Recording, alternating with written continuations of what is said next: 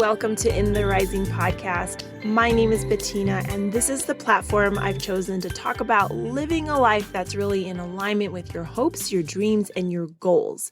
So going from your reality into your vision and leaving behind the blame and the shame that really does nothing for you. It doesn't bring you forward towards your best vision of life. So I start off the podcast by saying I'm not a psychologist, psychiatrist, therapist of any sort. I am a healthcare provider, a physical therapist, and I love to build that connection to figure out what is below the surface. Because when you get the opportunity to spend hours with people, they tend to start to talk about what makes them tick and what makes them feel like they are living their life despite or because of this problem that they're having right now.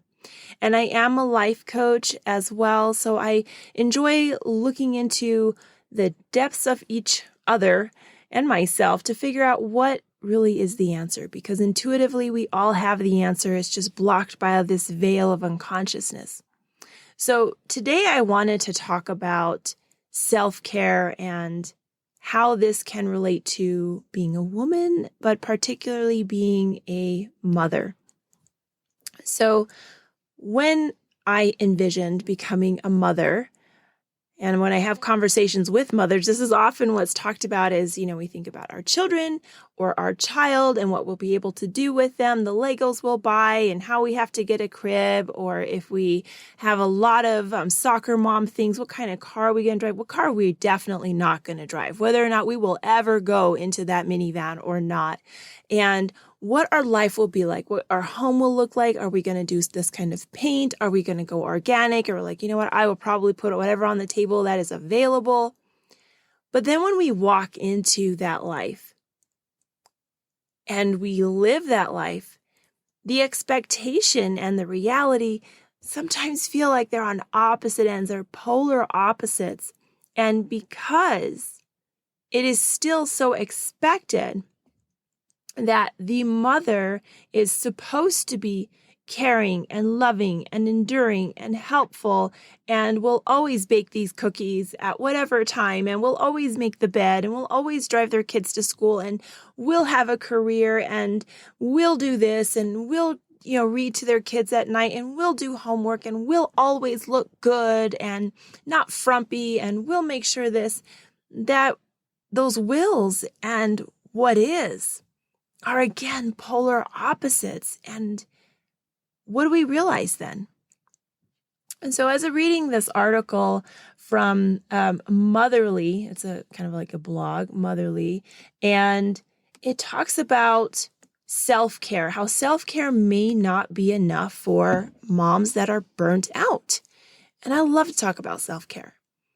And my first reaction to the article title was like, well, I don't know about that. But there is truth in that. How can you enjoy that glass of wine when you are so exhausted and you have so much anxiety about what you have to do? How can you just step out for a little while and take a nice relaxing bath when there's knocking at the door or there are still tasks that need to happen? How is it you stop to go get a massage and your nails done when those precious hours you really want to dedicate with your child or children because you've been so busy previously? So I felt, definitely a chill with my body and this tightening, this across my ribs, because this hit very close to home. And I do recognize that motherhood is not for everyone. And just because we produce children does not mean we're actually mothers either. And sometimes just because we didn't produce those children doesn't mean that we're not mothers. But there is still a moment in time when we may feel just burnt out. And according to this article, over 90% of the mothers that they polled felt somehow burnt out, just exhausted, just not willing to go forward with a happy face. Their cup is empty. But if self-care is not always meant to be helpful or can be helpful, what is? And so they talked about Brené Brown, who I adore her books. and her shows and everything. And she has this Netflix program, and she actually has a TED Talk also called Call to Courage, where she talks about leaning into that discomfort and kind of going with it. We don't want to be uncomfortable, especially when we have all these tasks to do. We don't want to be uncomfortable. But what does being uncomfortable have to do with being a burnt out mom? Well, a lot. Because somehow there is still this idea of a perfection from a mom, that she will always give, always love, always endure, always push.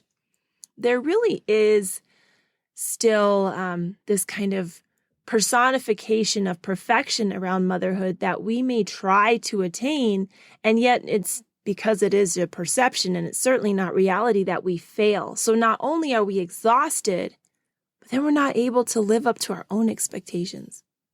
So I read also, well, you need to take care of yourself, but does taking care of yourself always involve a meditation or a journal?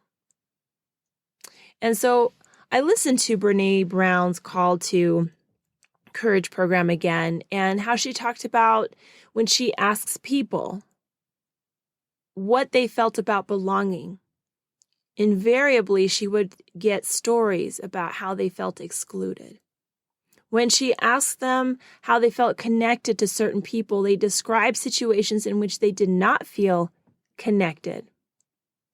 And when she reviewed things about shame, they talked about their fear of disconnection. And so I start off my podcast with living a life that's really in alignment with your hopes and your dreams and walking away from that shame-blame game. But how do you walk away from the shame of feeling burnt out from something that you are also at the same time so very grateful to have? How do you say, I'm exhausted?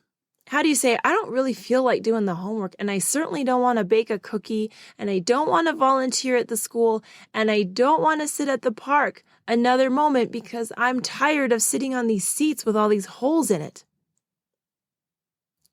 Do you always feel like walking the dog and making good food and having a smile on your face and then still having to produce a good outfit and a good hairdo so that you don't look like the frumpy mom? Do you always feel that way? And when I was reading through that, the answer was absolutely not. And, she talks about this disconnection. And it's, I think, the disconnection between what we think or society feels, or even what we've been ingrained from our childhood. What connection is like to your family and your children in that time of motherhood. But we don't really talk about our community of mothers. So the community of mothers is sometimes divided, those that go back to work for a career and those that spend all their time justifying why they didn't go back for their career and that they want to stay home and that they want to be a homemaker. I mean, in both cases, there's just explaining because there's so much judgment and I think a viewpoint of one thing or another that has to be there. I think one of the first things that we can do is just connect the dots. Connect the dots of how you feel and that, yes, you're grateful for that experience, but that you do feel burnt out and why. Connect the dots of whether or not you're doing something because it brings you joy and your children joy or your child, or because it's what's supposed to be. Connect the dots between your vision and where you are. And if there are no dots, acknowledge that there are no dots on that path, just to build that connection within yourself. And you know what? Build connection with other women. If you have 90% of people feeling a certain way, and I've talked to mothers, and they do it all. They work more than one job. They continue to show up at games. They leave work early. They rush through at the end. They have to get there. They have to make sure they have gas at lunchtime and have this done and have dinner and spend quality time, one-on-one time. That all of it is worth it. And I'm not questioning the worth. But is it worth This is my favorite phrase, I think, this week: lighting yourself on fire to be a flame for someone else. Because we're also at that point just setting an example of that false reality, that it does not exist. And we can build that connection with other women and have that conversation openly. And in that, walk away from that shame by acknowledging how uncomfortable, or that it's not comfortable to talk about your shortcomings or what you feel are your shortcomings, but leaning into that with other women that you feel you can trust. I feel like I'm messing something up, or I feel like I could do this better, but honestly, I don't have any juice left to give. And with that sense of connection, we walk through and we're vulnerable. She loves to talk about vulnerability. And I really recommend listening to her there, because she describes it. And when she describes vulnerability and how we build connection when we are vulnerable, not when we have our walls up. I can't connect with my neighbor, shake hands with our fences and our walls, but I sure can do it when they're down. And I'm vulnerable, right? You could harm me. But in that vulnerability, that is where we build our belonging. We belong to a group of women, and that group can be billions of women who also feel the same way, who acknowledge to you, or acknowledge via blog or YouTube or what have not, that they are also exhausted, and that they're recognizing their own limitations is nowhere near the expectations. And with that sense of belonging, there can grow something really wonderful, and that's peace. A peace of mind within yourself, a peace of mind within your group, and acceptance. So when you walk through that shame and experience vulnerability, you have the opportunity to connect, and then you have the great place of belonging. And when you feel at peace, it is certainly so much easier to go stop what you're doing, regardless of the laundry, regardless of anything, and just enjoy that glass of wine, or take the glass of wine in the bathtub and just let there be dust. Let there be dust. Let the dishes sit there one night. Let this happen. Everyone has their own OCD things. I get that. I don't have a problem with leaving dishes. I do have a problem with laundry. But just the importance of recognizing that you are part of a super group of people who have been really given a gift and a blessing. That's just my view. But with a gift and blessing, there comes some issues with those. And those issues are time constraints, work-life balance, where balance is definitely a verb. It is not a noun. It is an active thing. And one day you may put all this energy and connection to building with your child, and the next day, maybe not so much. But you still provide a sense of being there, being available. It is not always about having more time. It's about having more quality time. And self-care is not always taking a bath for an hour and drinking that glass of wine, but just sitting down and for 5 minutes or 10 minutes, just being with yourself. And the same thing could totally be said for single fathers or for fathers, period.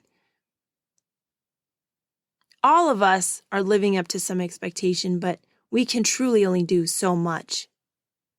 And knowing that this 90% is out there, and that the answer is not just rest more, and let that go, and consider that you are on fumes, you are depleted, but that you can work with and build and connect with other women. And having that opportunity to have conversation and that sense of belonging, that emotion, to put the gas back into your tank, to enjoy what you're doing, not because this is laundry I have to do, but enjoy what you're doing in this moment. And with joy, you release those expectations, and that makes such a difference for feeling burnt out for the rest of your day and for the rest of your child's young life. So thank you so much for your time today, because you know what? Time is something that you don't get back. And if you enjoy listening to my podcast, consider leaving a 5-star review and subscribing. Share it with your friends and family on social media. It really does so much for the podcast and just to get out and reach other women, reach other people that need to hear that they are not alone, that they do not need to sit in their shame, they don't need to feel disconnected, and they don't need to feel as though they don't belong. And until next Tuesday, let's keep building one another up.